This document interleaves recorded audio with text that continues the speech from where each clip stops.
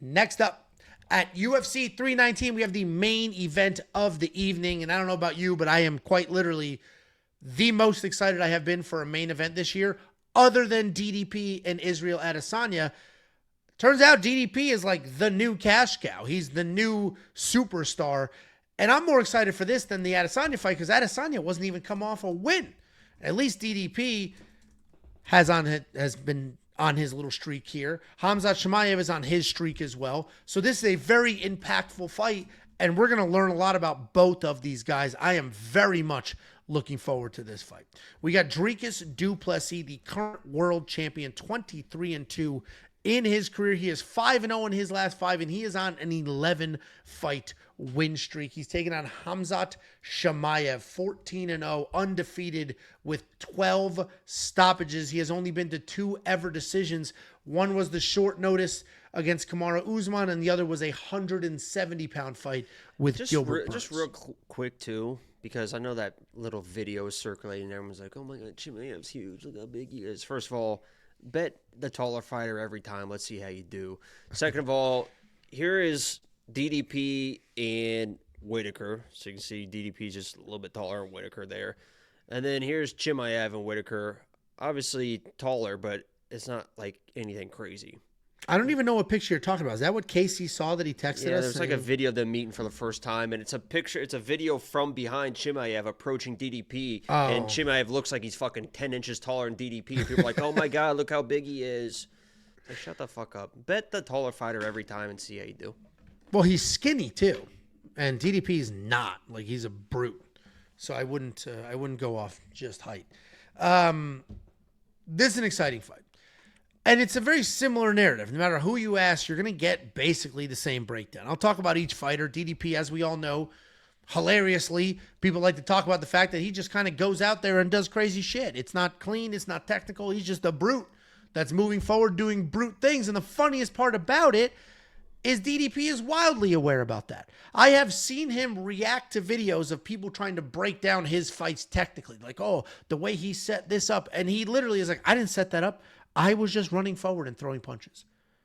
But he continues to win. One of my favorite DDP clips that is circulating the internet, I don't know if you've seen this one, where it says DDP submitting every member of this Gracie Baja gym, and it's just him literally running through the Gracies. Were you talking to me? Yeah, forget it. That was DDP. Khamzat Chimaev, high-level wrestler.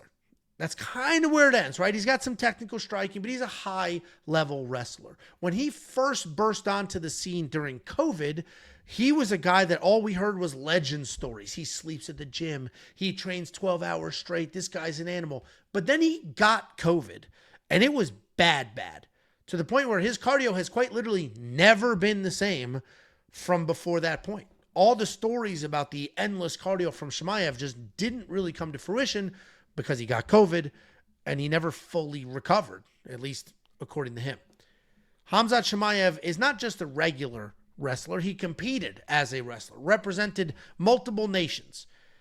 And the breakdown from me is going to be the breakdown from most, except I've got a little bit of a slightly different conclusion there. Most people are breaking this down saying, if Dricus Du Plessis is able to survive, then Khamzat Chimaev is screwed. And I just hate that notion that you're picking DDP because you think he can survive. Surviving is not really a game plan.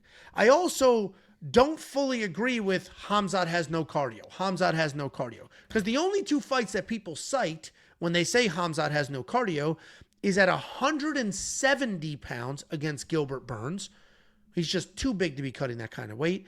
And the Kamaru Usman fight. And while I fully understand Kamaru was on short notice, not Khamzat, when you know you're only fighting a 3-round fight, you pace for a 3-round fight. You train for a 3-round fight. You are mentally in a 3-round fight. So yes, he dominated that first round, beat the shit out of Kamaru Usman on that first round, slowed down in the second, but still was able to get that done, and did nothing in the third. He coasted in the third.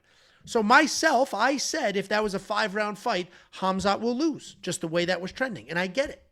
I said that. I believe that statement. but it's also kind of a crazy thing to really lean on, because the reality is, if that was a 5-round fight, maybe Khamzat doesn't take the 3rd round off. Maybe he pushes forward. So I'm not just going to fully buy into this whole Khamzat has no cardio, it's a finish early or nothing. I think Khamzat's wrestling is just that fucking good. And I think he can get DD down almost instantly, shooting one of those insanely low ankle pick type singles.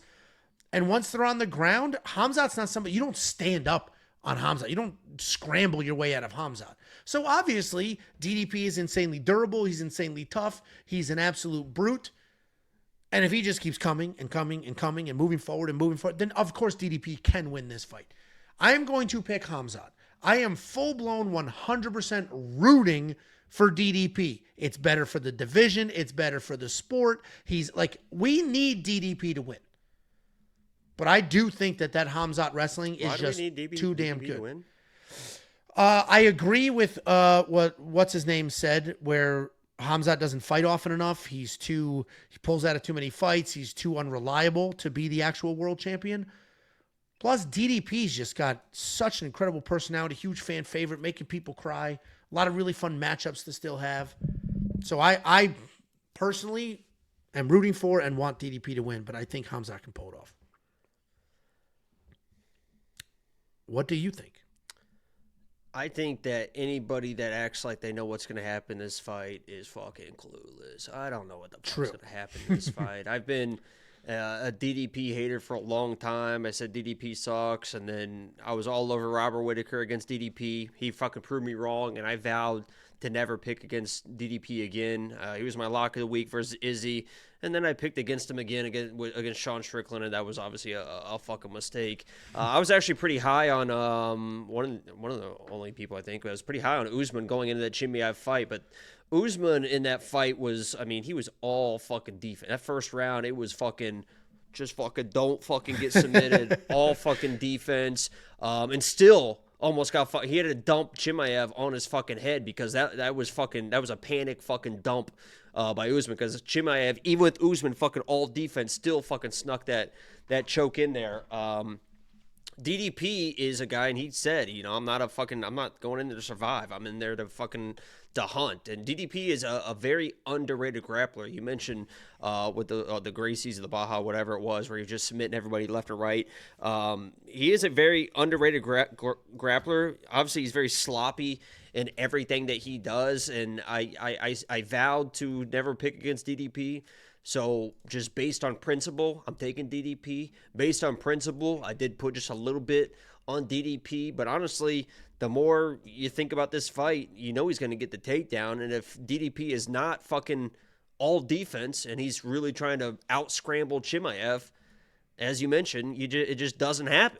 You're just in the first 2 or 3 minutes of this fight, you're fucking not going to out-scramble Chimaev. So out of principle, out of bias, I'm taking DDP. But honestly, the more I think about it, it feels like Chimaev's just going to fucking grab his neck and pop his head off. But I'm sticking with my principle. I'm a man of principle. I'm taking DDP. I got money on DDP, and I think he finds a way to figure it out. He finds a way to figure it out all the other times. And the best asset that DDP has is his fucking head coach. His head coach is not only a fucking genius when it comes to game planning, but the confidence that he instills into DDP is out of fucking control.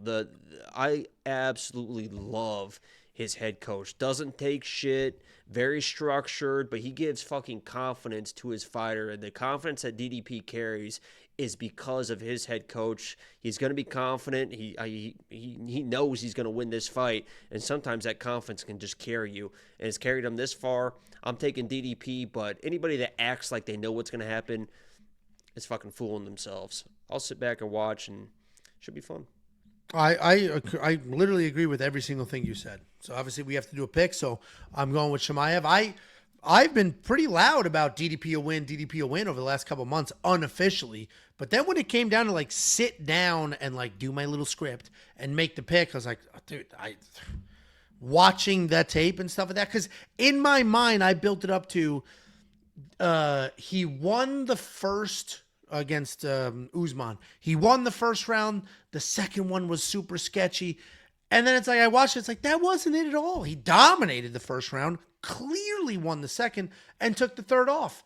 And if that was a 5-round fight, maybe he doesn't take that round off. So we did get this comment, and I'm going to point a few things out. Vince says, crazy how little homework you have done on Khamzat to make all those comments about him being bad for the UFC.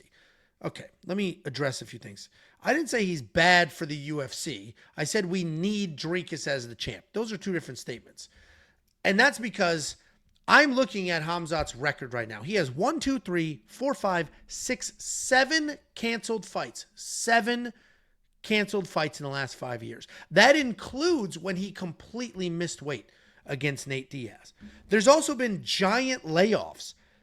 He went 2022 to full-blown 2023, full 12 months. Then he fights in 2023, full-blown 12 months for 2024. October 24, full-blown almost, 10 months to August. He doesn't fight often enough. He's not allowed to fight in America. He literally got a pass from President Trump to fight in America. That's how he's here. He was just waiting for a title fight. Everyone always just kind of sits out waiting for a title fight. But that's not what the gap between the Kevin Holland fight and the Kamaru Usman fight was over a year. That's not waiting for a title fight. That was hospitalization. A lot of these top guys, a lot of them only fight once a year. I guess the issue with him is he's been hospitalized more than one time for random illnesses. He has, how many times is he, this is it, he's going to retire, things are really bad. That's happened 3 or 4 times. He's not allowed to fight in America. He literally got a pass from President Trump to fight in America. And I don't know what other countries he's not allowed to fight in, which is why he's basically only been fighting in Abu Dhabi. So I am picking him to win. I think he's a great personality. And I think from the entertainment aspect, if you can guarantee me that he'll fight once or twice a year, then great. But I don't know how real that is. So that's where my comments came from, that Dricus is we need Dricus to win for the division's sake. Especially right now with Fluffy putting on the performance he did. We got Kyle Barallo versus Nasruddin in a couple of weeks. We just had RDR. This division right now is the best it has ever been, and we need somebody that's going to stay active so they can work their way through all these top talents. The last time we saw a corner throw in a towel in the middle of a fight was when? I don't know. When DDP was beating the fuck out of Brunson. Oh, and didn't the ref ignore the towel too? I don't think he saw it. He stopped the fight basically at the same time they threw the towel, and he made him throw the fucking towel. I was at that fight. That was a fucking prelim. That card was fucking stacked. Ian Gary was on the early prelims. DDP was on the prelims. It's a crazy card. That is crazy. Well, because I remember too when, so in the Darren Till fight, it was sloppy as fuck, and Darren Till was having a ton of success, and then he finally wins that fight. And then he got surgery because the narrative for DDP was that he has no cardio. His cardio. What did they pull out of his nose? Was it deviated septum? A tumor or some shit? He fixed his nose for his breathing and stuff. But yeah, the whole, obviously I'm kind of a DDP hater as well, but the whole fact that like only Chimaev, I've seen people talk about that too, but that only Chimaev is going to get tired in this fight. DDP gets fucking, he's just a dog. I mean, he just fucking dogs that shit out, but he gets fucking, he's just fucking just sloppy. He gets fucking tired and sloppy as shit too. So it's not like Chimaev has one round and then DDP just going to fucking, he gets fucking sloppy too. Yeah. No, this is a spectacular. I am very, very excited for this fight. Like, very excited for this fight. So many. Khamzat has been hyped since COVID. That's when he popped up because he fought, twice in a week and a half or something crazy like that. Like, I'm very pumped for this fight. Very pumped. This is a great fight card. $8,900 in DraftKings Fantasy, $7,300 in DraftKings. I mean, that's an unbelievable price on the current world champion. Pick your side, whatever side you're on. It's crazy to think that one of these guys is going to walk out of the octagon a loser. Yeah. Yeah. No, I mean, you're right, because DDP has been on an absolute tear. If DDP wins this, I mean, he's 1 or 2 fights away from being in the conversation for all-time middleweight. I mean, that resume is pretty crazy. And right now, the middleweight division is historically a pretty weak division. Like when Anderson Silva was king, it was him, Rich Franklin, and a bunch of bums. Like not a good weight class. And then when Adesanya was king because everybody else in between, Weidman had like, what, I think one title defense. Rockhold had no title defenses. And then when GSP had no title defenses, Michael Bisping had no title defenses. Like, the belt was just a revolving door between Anderson Silva and Adesanya. And even Adesanya, like, Robert Whittaker was his number 2. The rest of the division we're seeing now wasn't that great. But right now, this moment, the top 10 in the middleweight division are quite literally, it's the deepest this division has ever been. So this is, I mean, this is a great matchup, a great title fight in a big division. Smokes Fluffy. I do too. Listen, my take on the He's Fluffy. not going to be fucking rolling for leg locks. I can't believe that. That was the most embarrassing shit I ever saw. You got this big fucking Georgian just fucking rolling for leg locks? What are you doing, He was immediately. It wasn't by like, I could choice, see like yeah. you're tired, you're desperate, like to last, like let me roll. Like that was the game plan. Okay, he's going to take me down. Every time I get taken down, I'm going to roll for a fucking leg lock. What are you doing, man? Dude, he was literally face down, ass up, reaching between his legs. Like, come on. Dude, that was that was bad. That was bad. And like Fluffy, I'm not trying to take anything away from him. That fight was more about how bad Roman looked than like, oh. That's why Roman was just never going to win that fight ever, is what Cage Compass says. So somebody tweeted me too, like, what did you even see in the tape that would make you want to pick his Roman? 14 previous Dude, fights? Brennan Allen was fucking fully mounting this guy, elbowing him in the face and almost choking him out in the first round. I would have assumed that a big-ass fucking Roman Dolidze, it's a world-class grappler, could have maybe gotten a close position like that as well. What a joke. No, I know it was a very bizarre performance for sure. But this is an unbelievable weight class. This is a great fight. This whole card is stacked. I appreciate you guys hanging out. If you want to become a premium member, it's the best way to support us. WeWantPicks.com. Click become a member at the top. And it's not just like 3-4 bets. It's an entire suite of tools and insight and information. There's quite literally nothing like it in this space. It's only $10 for an entire month's worth of access. Thank you again. We crossed 10 million views. It's crazy. It's crazy. We've been doing this for what? It was after COVID. 4 years? I think 4 years. 10 million views. Nuts. We didn't even get the COVID boost. This is all organic. Thank you guys for being here. Genuinely, wildly appreciated.